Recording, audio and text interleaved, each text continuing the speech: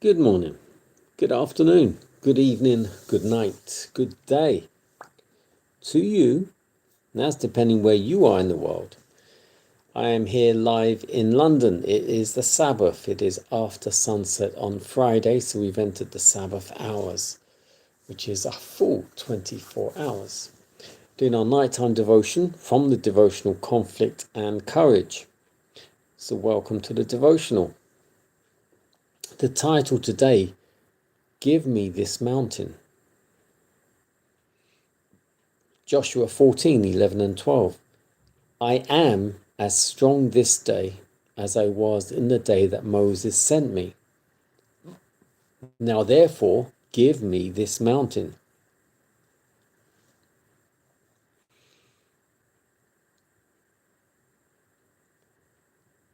Before the distribution of the land had been entered upon, Caleb, accompanied by the heads of his tribe, came forward with a special claim. Except Joshua, Caleb was now the oldest man in Israel. Caleb and Joshua were the only ones among the spies who had brought a good report of the land of promise, encouraging the people to go up and possess it in the name of the Lord. Caleb now reminded Joshua of the promise then made as the reward of his faithfulness. The land whereon thy feet have trodden shall be thine inheritance, and thy children's forever, because thou hast wholly followed the Lord. He therefore presented a request that Hebron be given him for a possession. His claim was immediately granted. To none could the conquest of his giant stronghold be more safely entrusted.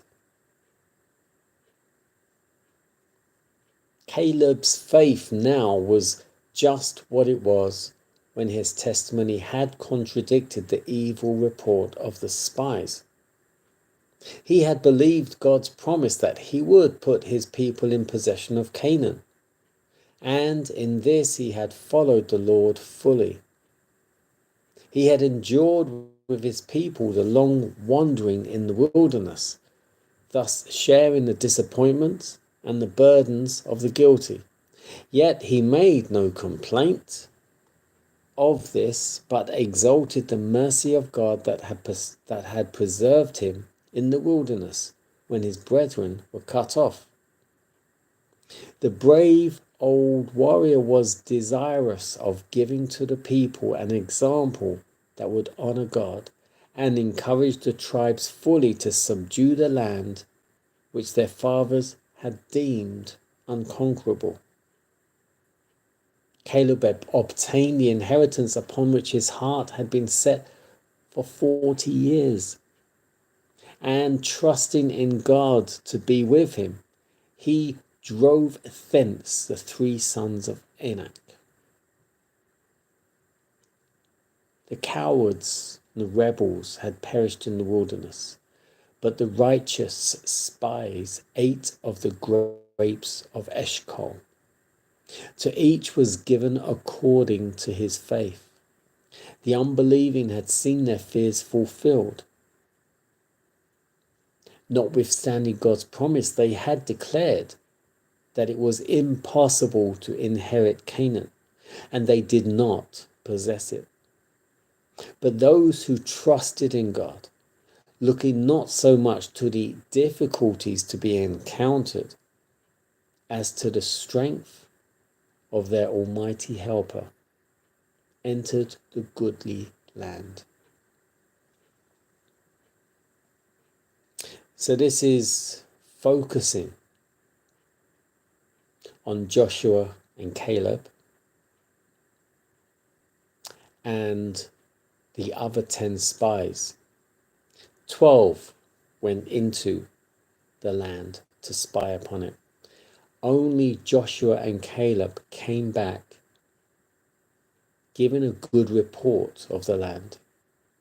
The other 10 lacked faith If God had said to them, this can be your land, they came back only seeing giants and everything that looked impossible for them.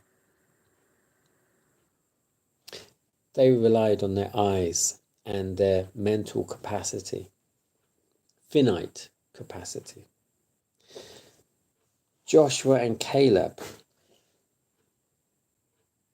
didn't rely on their eyes or their own finite capabilities, but through faith they relied on God and what God promised to them.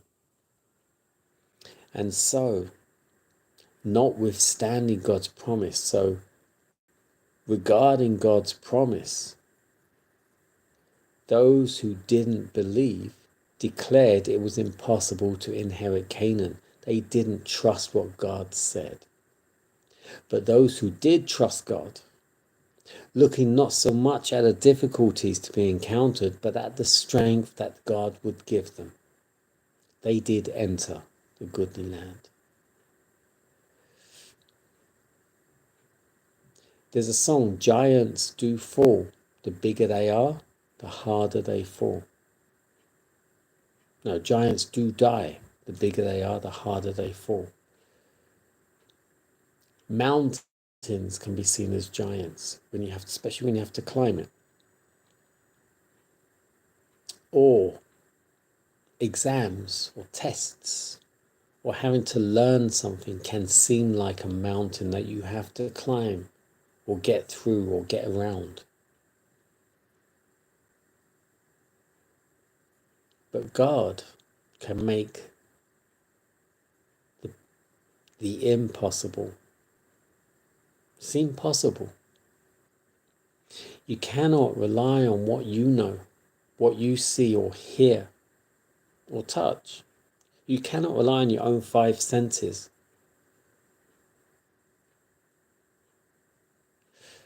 You have to rely on God. If God brings you to something, He will bring you through it. If He brings you to a brick wall, He will bust you through it. If He brings you to a sea, He will part it for you to walk through.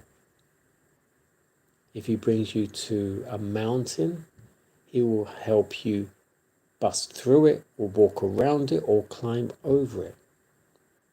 And it's almost certain He will help you climb over it, because in that way you learn.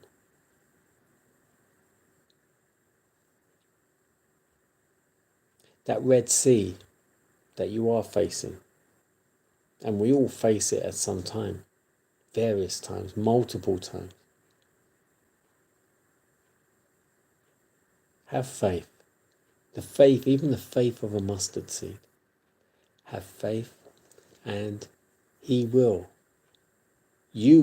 by His grace, overcome it. Enjoy Sabbath. God bless you.